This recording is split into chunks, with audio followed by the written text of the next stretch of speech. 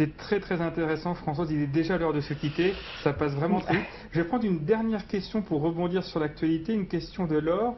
On parle beaucoup des contrats jeunes en ce moment, il faut savoir quelle est la différence entre un contrat d'alternance et un contrat jeune. Donc c'est vraiment deux choses différentes. Oui, à ma connaissance, les contrats jeunes n'existent plus, mais bon... On parle de les réintroduire. Voilà, donc c'est vraiment...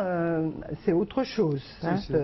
Je ne sais pas trop ce qu'ils étaient, parce qu'en fait, en général, les contrats jeunes étaient réservés à des employeurs publics. Alors, je ne l'ai pas dit, mais c'est très important de savoir que la fonction publique peut conclure des contrats d'apprentissage de la fonction publique. Ce ne sont pas que les employeurs privés qui peuvent faire des contrats d'apprentissage. Je ne sais pas bien, moi, pourquoi ces contrats jeunes. Parce que les contrats, pourquoi la fonction publique ne ferait pas des contrats d'apprentissage plutôt que des contrats jeunes? Je ne sais pas. Voilà. Puisque le contrat d'apprentissage prépare un diplôme.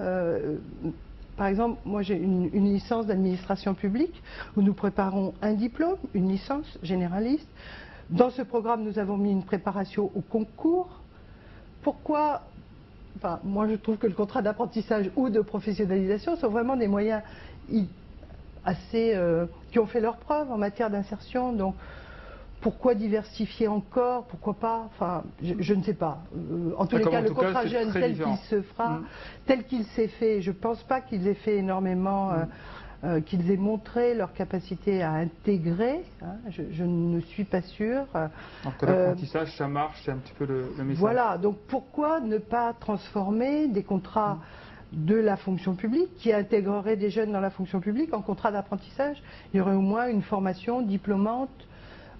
Pourquoi pas? Voilà une bonne proposition, comme c'est la période des propositions. Rien ne me dérange. On va voir si elle est retenue. Donc Françoise Fièvre-Debout, je rappelle que vous êtes directrice et créatrice du CFA SACEF.